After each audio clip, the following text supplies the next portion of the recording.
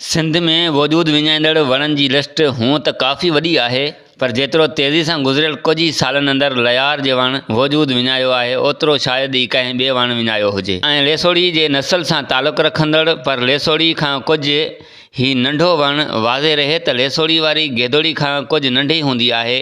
इन जहिड़ो ई फारवे या ॼांगरी ॿेर जहिड़ो नासी रंग ते मेवो झलींदो आहे, जंहिंमें बि गेदोड़ी वांगुरु रस लेस हूंदी आहे, जेको खाइण में न खटो ऐं न ई को एतिरो मिठो थींदो आहे, पर मज़ेदार हुअण करे उनखे ॿारनि ऐं ॿुढनि सां गॾु पखियुनि में वरी कोयल, बुलबुल ऐं कांग वग़ैरह शौक़ सां खाईंदा आहिनि।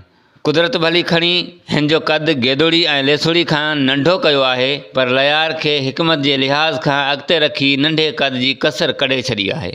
हिन जा पन घोटे छाणे पाणी सां गॾु कारी साई जे मरीज़नि लाइ ॾाढा कराइता सम्झा वेंदा आहिनि। उन्हनि कुटियल ऐं छाणियल पननि जे पाणी जो रंग फिको फंटा बोतल जहिड़ो थी बीहंदो आहे। इन खां अलावा हिन जा पन शुगर जे मरीज़नि लाइ बहितरीनु इलाजु सम्झा वेंदा आहिनि। 8-10 फुट ताईं क़द जो थींदड़ लयार बहार में थींदो आहे ऐं दिसंबर में ॿियनि काफ़ी वणनि सां गॾु पन छाणे वेंदो आहे।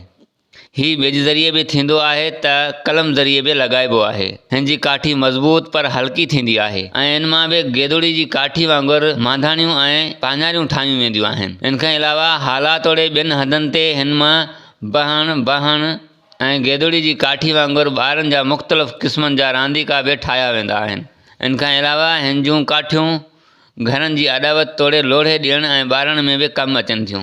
रेगिस्तान मैदानी इलाइक़नि तोड़े जाबलू इलाइक़नि में थींदड़ लयार खे ॿियनि शहरनि खां अलावा शेख अयाज़ ऐं भिटाई सरकार बि ॻायो आहे।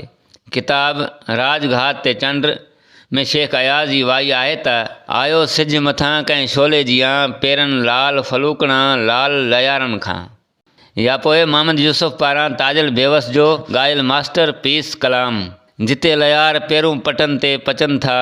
हो जिते ल्यार पेरूं पटन ते पचन था, हो जिते ल्यार पेरूं पटन ते पचन था, उतां मुंहिंजा मारूं हो मयारूं मुंजनि था वला जिते ल्यार पेरूं पटन ते पचन था, हो जिते ल्यार पेरूं पटन ते पचन था, उतां मुंहिंजा मारूं हो मयारूं मुंजनि था वला जिते ल्यार पेरूं।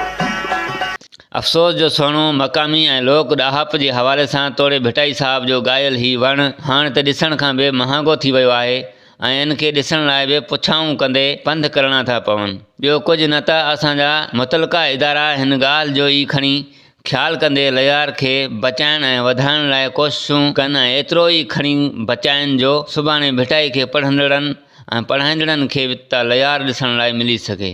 पक बेर चूंडिन पटन ते पंहारियूं, पक बेर चूंडिन पटन ते पंहारियूं, चंदन लाम लोॾे सॾनि पटन ते पंहारियूं, चंदन लाम लोॾे सॾनि थियूं संघारियूं, चंदन लाम लोॾे सॾनि थियूं संघारियूं, जिते वग वठाणनि में ॾोथी दुहनि था, हो जिते वग वठ ॾोथी दुहनि था, उतां मुंहिंजा मारूं हो मयारूं मुंजनि था वला जिते ल्यार पेरूं पटन ते पचन था, जिते ल्यार पेरूं पटन ते पचन था, उतां मुंहिंजा मारूं हो मयारूं मुंजनि था वला जिते ल्यार पेरूं।